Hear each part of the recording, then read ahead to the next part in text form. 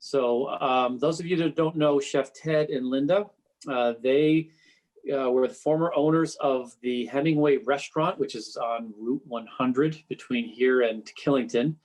They bought that in 1982, as I recall.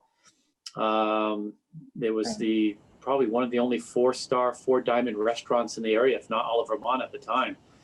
And if my memory serves me correctly, I was in the Food and Wine Association. I believe Ted was president at the time. Chef Ted was the president at some of our meetings we went to. Also was presented twice, had 2 episodes on Discovery Channel for the Great Chefs of the East. And he was rated as one of the top 25 restaurants in the US. So without further ado, they'll give us a little presentation on what they're doing, a little history, and then we'll have a question and answer at the end.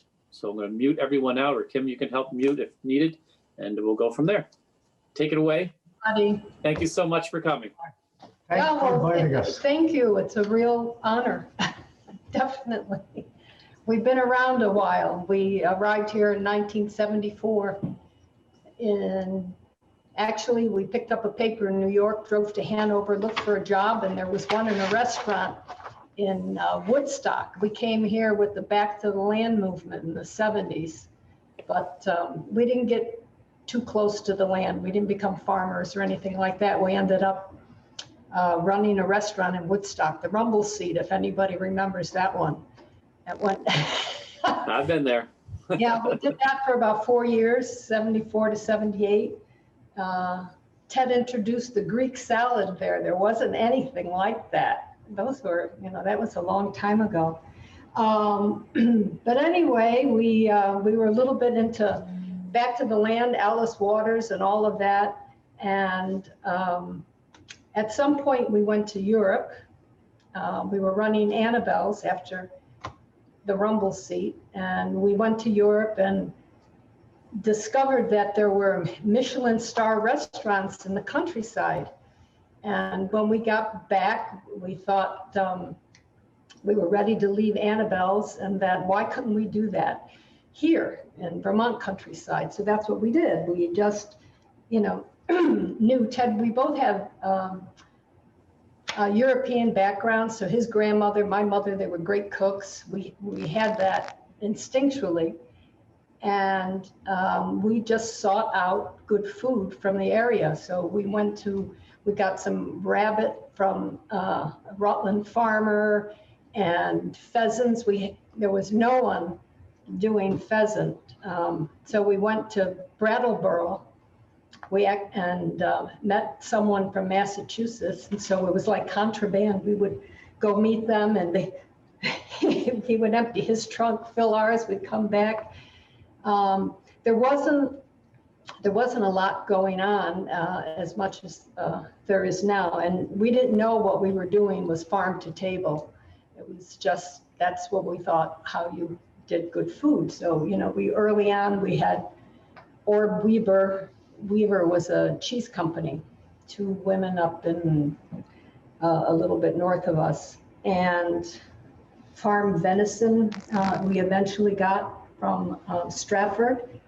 And the Department of Ag at that time got interested. I think the commissioner at the time was Ronald Albee. And we ended up having the first farmers dinner at Hemingways with the Department of Ag and NECI, New England Culinary Institute. So from that point, let's see, that was in the 80s, so probably 84, something like that. We started wine and food dinners. We were doing them, we did them once a month when we opened for a couple of years, and they were very, very popular. So we decided, why not do this every night? So we incorporated a wine and food tasting on our menu every night, and no one was doing that at the time. The only sort of small portion foods with wine was Windows on the World in New York. So that caught a little bit of national attention in the trade magazines. And also around that time, Julia Child and Robert Mondavi had started the American Institute of Wine and Food. And for people who don't know what that is, it's kind of like slow food. They started about the same time. The AIWF might have been a little bit earlier. So she gave a commencement speech at the New England Culinary Institute. And I guess right during her speech, she just pointed to the owners of Necky and said, and they decided to start a Vermont chapter. So they were very surprised. And then there was a steering committee. And we came in, some of our clients were on the steering committee. We came in a little after that, and Ted became the first president. So for many, many years, we were traipsing around Vermont trying to promote food tastings, wine tastings, visits to farms. We eventually did a scholarship for culinary students. So that went on for many years until, you know, everyone had sort of picked up on it, and there wasn't really a need for the organization anymore because everybody started doing things on their own, and their interest in food had you know, risen throughout the state. So the AIWF, our Vermont chapter, we just disbanded it. And I don't know what else to say. We did get a lot of awards. It was great for the state to be mentioned a lot, and we were very grateful that we had such wonderful products here. At one point, we did something called Vermont Foods. We were trying to do gift baskets with Vermont products, but there weren't a lot of products. So that we sort of lost interest in that. It was because we were limited, but now there are a lot of products. So I often wonder whether we should have stuck with that. But anyway, we invested in a cheese company in the mid-90s. Nobody was doing that at the time. And so we did it with Cabot. We said, either this is going to be an education or we're going to lose money. So either way, it's, you know, we'll do it anyway. And so, because we thought with Cabot we'd be fine, but that didn't work out. And at the time, who was it?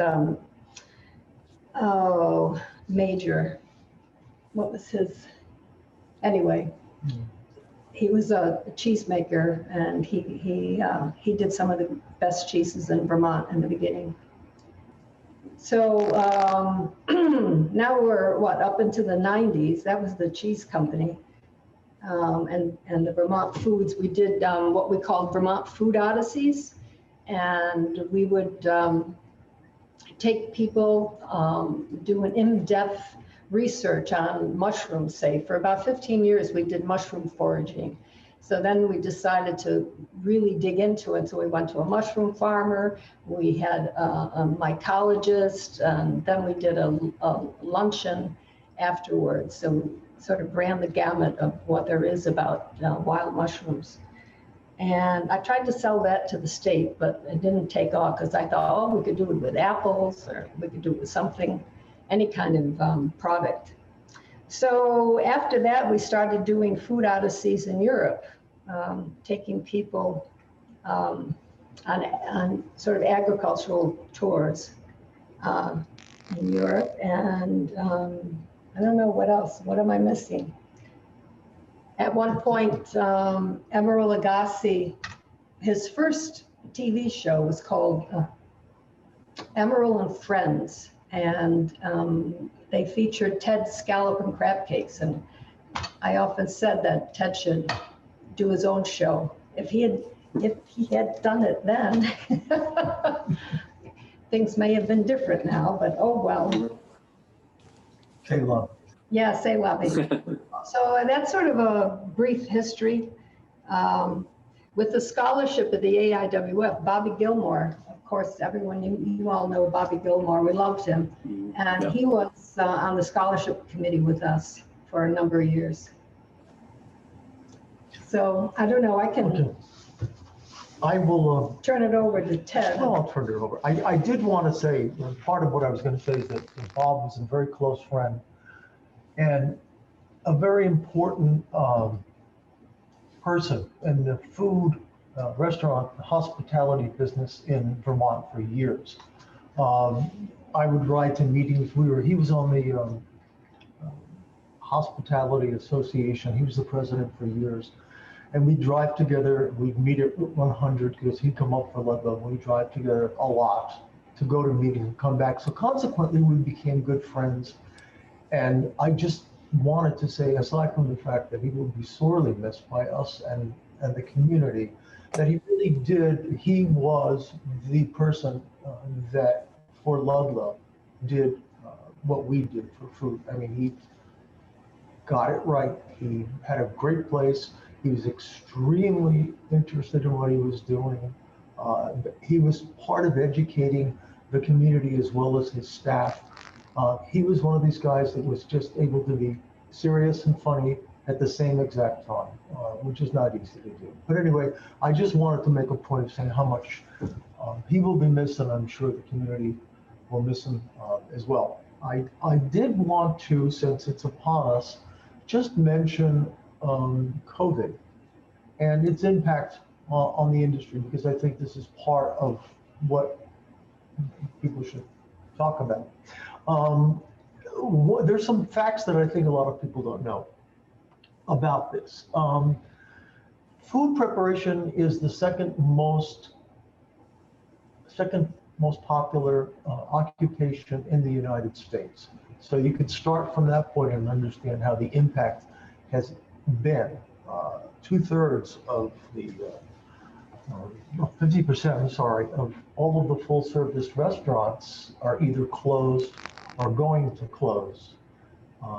It hasn't impacted the fast food as much as it's impacted the what we would call white tablecloth restaurants. And there have been attempts with the takeout, but first of all, you can't make a living in takeout unless I guess you're a pizza joint or a Chinese restaurant. And then the margins, I just wanted to say, are so slim in the restaurant that one of the issues when you get into, in not necessarily in our area, but delivery services, these delivery services are like DoorDash.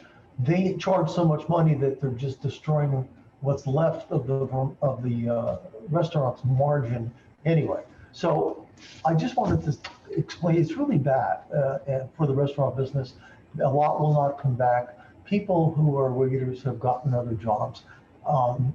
The outdoor dining thing is a great idea, but as everybody knows, we live in Vermont. So it's like, what do you do? 4 months of the year we can do outdoor dining.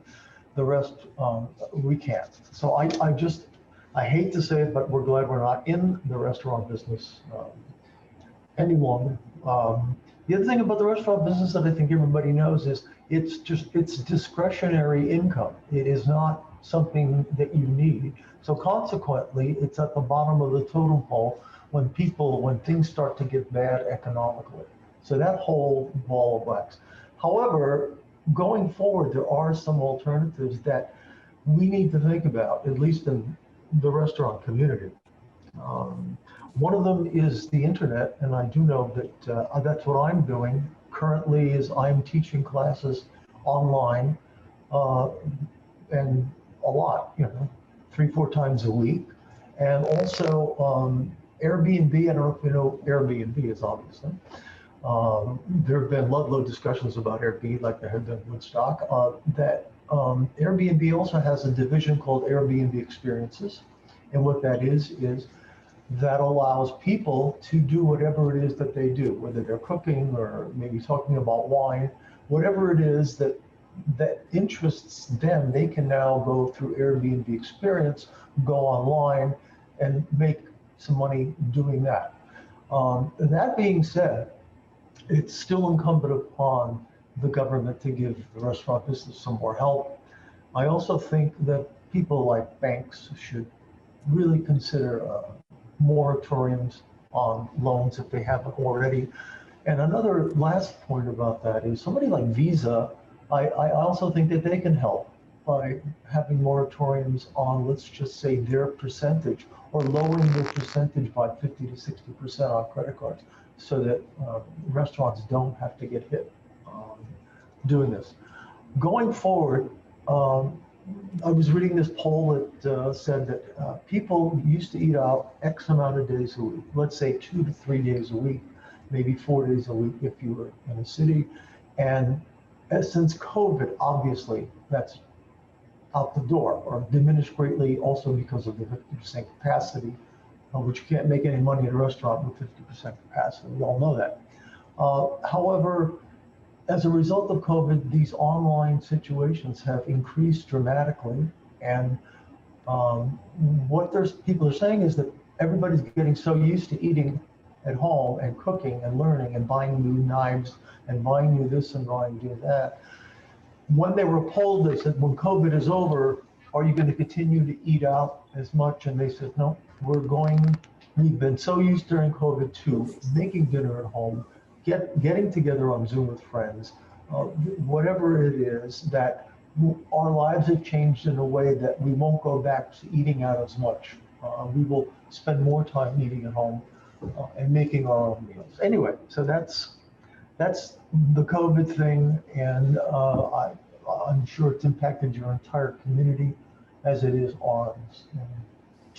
And good luck with it, because it's not easy. And it ain't over, as they say. Anyway. I hope everybody here survived it all without getting ill. I didn't want to be a downer, but I just want to explain. It's like this business has been devastated more than any other business in the country, the restaurant business. And then there's some stupid statistic that says that only 6% of the transmission has occurred, or 10% in restaurants. So we don't get it. I guess it is what it is.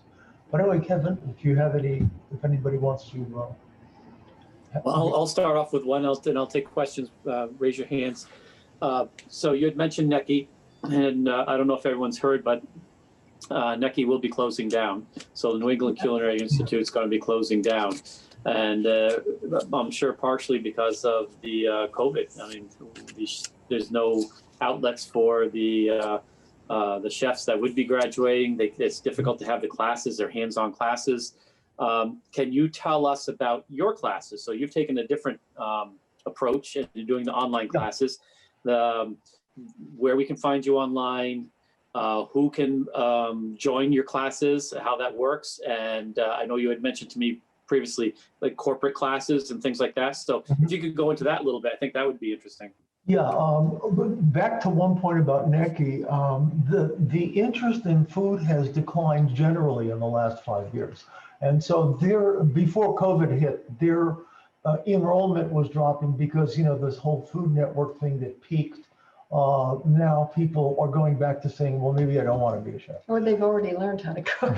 Or they learned how to cook, I don't know. I'm involved with a company called Chef and the Dish, and it's a company out of Canada. And we have about 16 to 18 international chefs online in a lot of countries. We're in the United States, there's 2 of us. We have Italy, we have France, we have Turkey, we have Peru, we have Thailand, Australia, Mexico, Brazil, Spain. So basically what this company does is it seeks out local chefs that represent the regional and/or iconic cuisine of the area. And they end up teaching classes on the internet. So my classes are all based on New England cuisine. The person in Spain is Spanish cuisine, Turkey, Turkish cuisine. And so it's people, chefs who have been living in the area or intimate with the area and will give a sense of what the area is like and are just experts at that particular kind of cooking. So, and then we have different kinds of classes. We have one of my favorites, which I'm doing tomorrow morning, is called the refrigerator class. It's fun. What happens is people sign up for it, and we go into the refrigerator and cabinets and stuff, and it's off the cuff. There's no recipes, and what we do is we go into the refrigerator and we say, okay, let me see what you got. And pull it out of the refrigerator, and we start making a meal. It's about an hour and a half, and it's a lot of fun because one of the things is that they get to use the ingredient in a way that they've been using it all their life that they haven't thought of using, because the chefs will give them what we call different flavor profiles and be able to take their ingredients and make something else out of it. We also do private classes, which is, they're listed on the site. They would be classes that are about 2.5, 3 hours long. And what they do is we teach them specifics together. It's one-to-one. The important thing is with the classes that it's interactive 100%. It's not demo. It's not anything like that. The company will, if you want, they send you a shopping list for these private classes. And if you want to, they'll deliver through, I forget the name of the company, to your door, and you will have all the ingredients that you need to do the class. And so we end up doing the class together. Usually it's 2 to 3 dishes. And then we also do another, which is new, is about 3-4 months old. These are called location classes. And what happens is companies, some of our clients are IBM, Apple, etc. And what they do is they sign up as a company, and then they buy classes for their employees or some of their associate companies that they work with. And they give these out as gifts to them. And so we'll have classes that have 15 to 20 people on one Zoom screen, and they could be a subcontractor for Apple out in Minnesota. And so they come together, they get online, they kind of know each other because they're working together, and they end up having, making one meal, and then usually having a meeting afterwards. So that end of the business is growing, and we don't see that kind of stopping because it works for everybody. Families too. And The families who aren't together. We've done a couple of I did a woman's 70th birthday party with her family on Sunday in San Francisco. So it's that kind of a thing where it's becoming an alternative for people that are in the industry, unless they go into real estate. Nice dig. Thank you. Nailed. I will say I have not stepped back into the kitchen for 8 years since I retired. My own kitchen, yes, but not into the inn's kitchen, other than to walk through or to help out here and there, but not to actually cook behind the line. So it's been a little bit for that. Anyone else have any questions? He's done a little rotary cooking. That's true. I correct that. That's correct. So I did help out at the Willie Dunn's, getting some things going there. Well, as Kevin knows, I call cooking in the kitchen a contact sport. I mean, it's absolutely brutal, physically demanding, and not commercial an easy thing to do. kitchen. Commercial Yeah. kitchen. Yeah, they don't understand. Cooking at home can be difficult. It's not easy. I do say that I do when I teach a class, I always halfway through the class, I'll always say to the class, I'll say, what is the single most important ingredient in cooking? It's a question. And no one ever gets the answer correct. I may get answers like salt, butter, whatever, olive oil, this and that. And so I tell them that the most important ingredient in cooking is patience.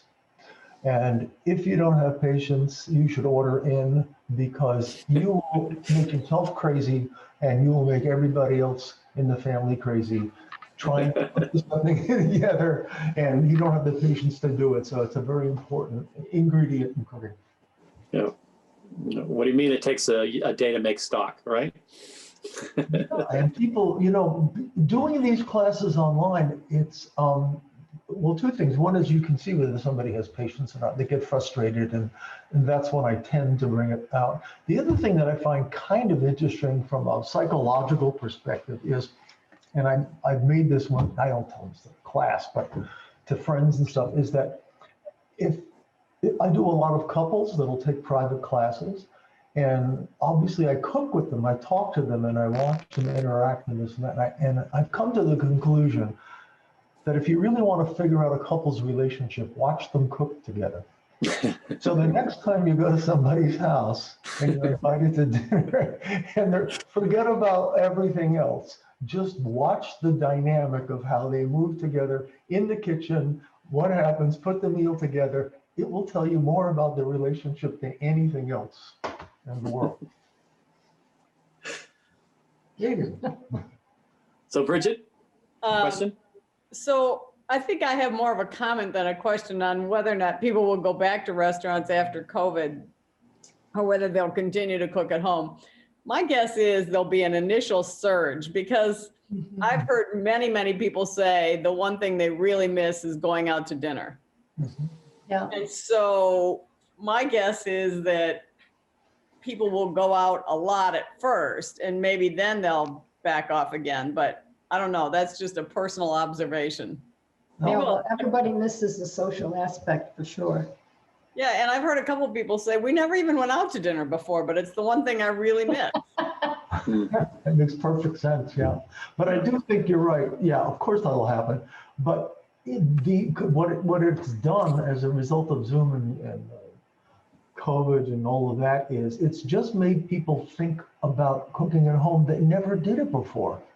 You know, they would just order in or they whatever, you know, they maybe get something from a grocery store or microwave and everything, but this has forced people now to kind of consider that as an option. So yeah, you're right. But I still think it'll be a niche that'll be greater than it was before COVID. Yeah, you have to remember, we're in Vermont. I think everyone in Vermont cooks for themselves, but there are a lot of the classes, people who take the classes, they're in the cities, and some of them never eat at home. Yeah, I did a class about a month ago, and it was a birthday gift to this,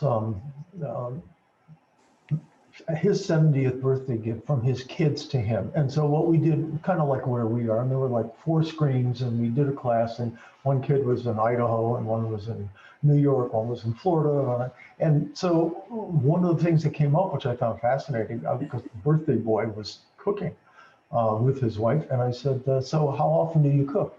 And he said, quote, I cook 1 meal a year and that's it. I never do. That's it. 1 meal a year, I'm done. Wow.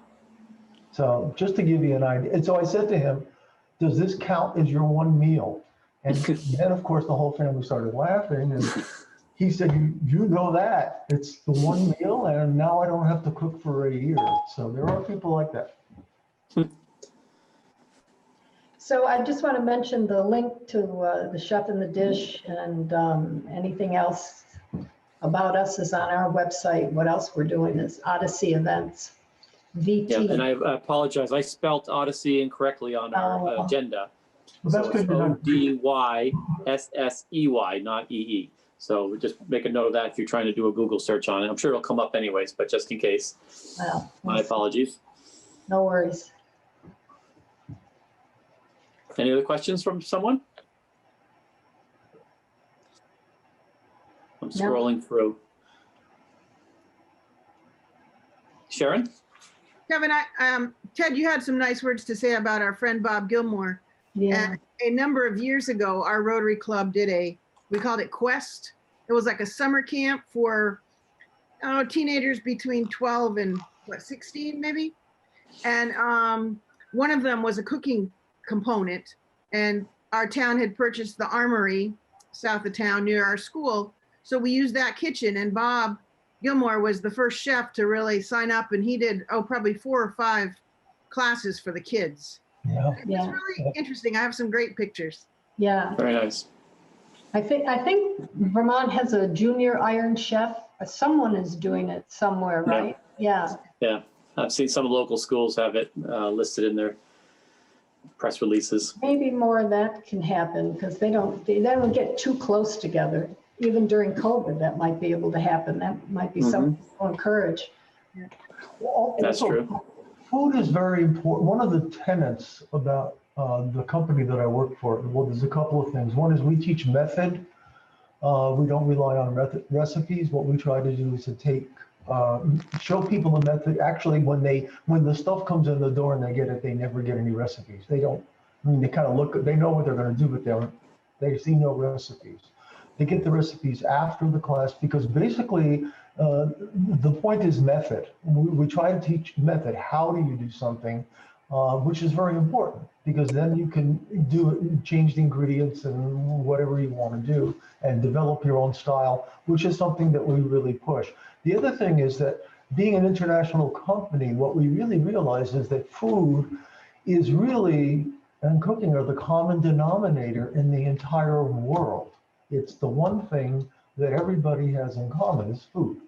And so as a metaphor, it is the thing that keeps people together.